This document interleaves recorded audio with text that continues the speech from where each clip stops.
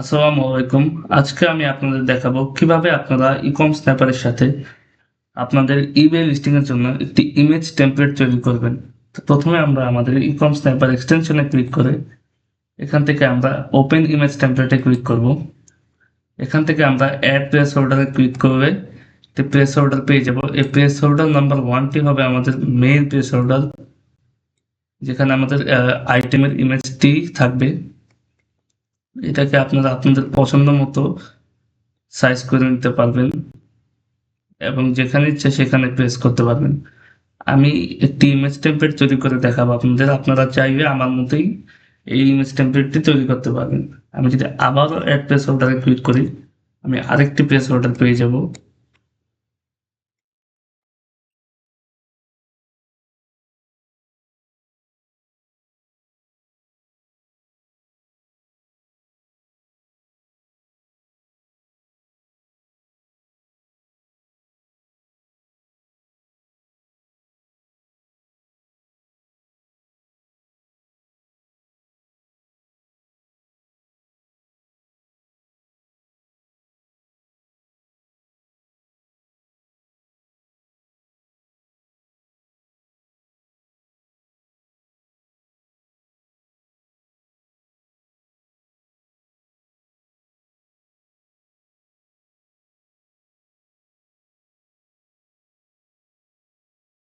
এখানে যদি আমরা কোনো ইমেজ অ্যাড করতে চাই, আমরা সেটাও করতে পারবো। তো আমরা একটি নতুন কোনো একটি ট্যাবে গিয়ে আমরা একটি ফ্রেগ সার্চ করব।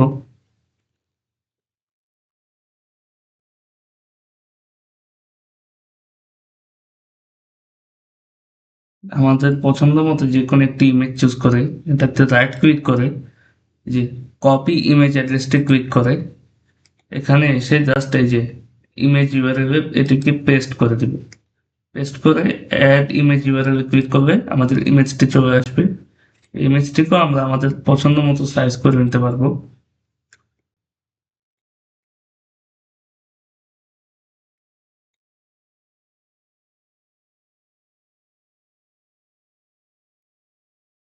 এখানে আমি একটি ট্রাস্ট ব্যাচ ইউজ করবো, এর জন্য আমি এখান থেকে একটি ট্রাস্ট ব্যাচ সার্চ করব।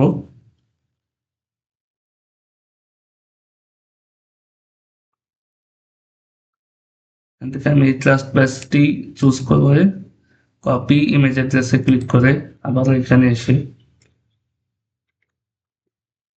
এটিকে পেস্ট করে দেব and add image URL click করে যে আবার এখানে ইমেজটি চলে আসবে।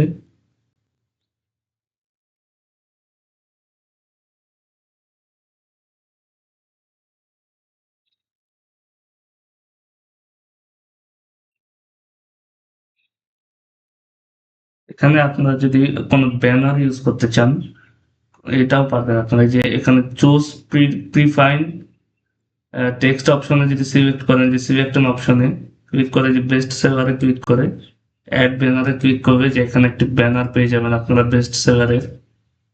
আপনারা চাইলে যদি অন্য কোনো কিছু লিখে একটা ব্যানার বানাতে চান, এখানে যে টেক্সটে আপনাদের যে টেক্সট সেটা লিখে অ্যাড ব্যানারে ক্লিক করবে, সেই লেখার ব্যানারটি রেডি হয়ে যাবে।